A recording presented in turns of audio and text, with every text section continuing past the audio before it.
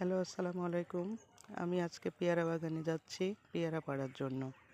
চলে আসছি পেয়ারা বাগানে, দেখতেই পাচ্ছেন। এই পেয়ারা গাছ আমার মামা আমাকে দিয়েছে। পেয়ারা গাছ দেখেন, কম বেশি ভালোই পেয়ারা ধরে এবং পেয়ারাগুলো খুব সুস্বাদু। আমি আপনাদেরকে আমার পেয়ারা বাগানের পেয়ারাগুলো ঘুরে ঘুরে দেখাচ্ছি।